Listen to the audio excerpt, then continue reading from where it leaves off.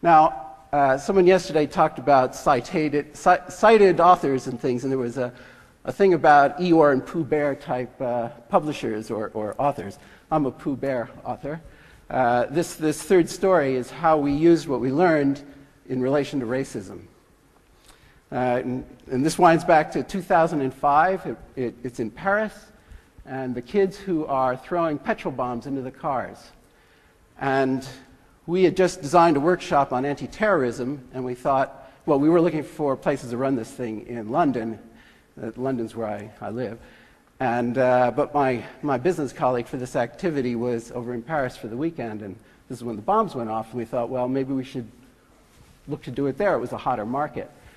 And the issue was that the kids were third generation, fourth generation children of people who had migrated from North Africa into France and gradually became less and less and less engaged and included, or felt less and less included in the French society. Even though they'd been born, raised there with the desires, they weren't allowed to achieve them. They could academically go straight up through PhD level without a lot of cost if they were so inclined.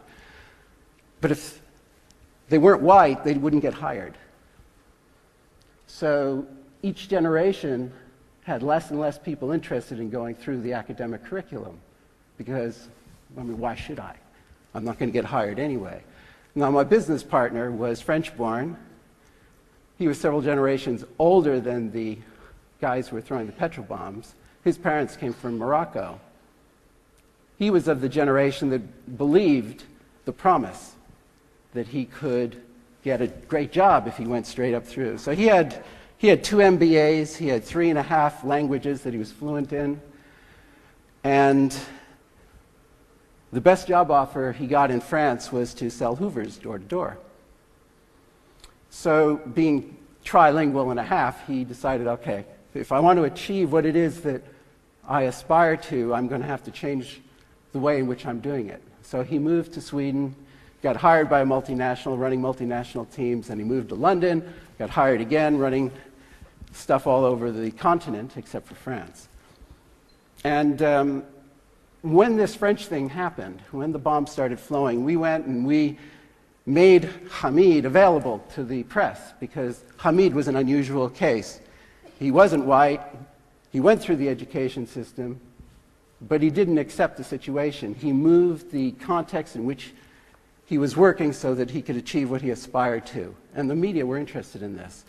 And because the media were interested, we were able to then go to the corporates and talk to them and ask them what's their view on all of this. And their view was, you know, the fact that there aren't any non-whites working for us in the corporate setting is not our problem. We made a logical decision. Our decision was we're only going to hire people from the top French schools. Now, all we get from the top French schools are white people, so, you know, go talk to the schools. So we went to talk to the schools, and the school said, the only reason we're top French schools is because all our graduates get hired into great jobs, and we know what would happen if we matriculated non-white students. So we don't. So we went back to the corporates, and we brought that answer, and the corporate said, look, the real issue is that those guys, they're impatient and they're violent. Why would we want them in the office? So Hamid and I started thinking about, well, what can we do about this situation?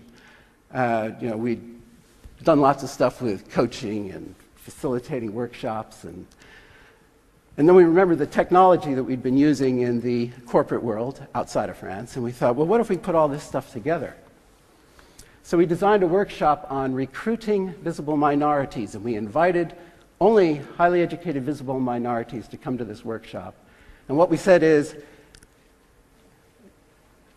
you can't not bring your own story into the workshop, but the concentration for this workshop is looking at the national level, the French issue, and how to solve the French problem.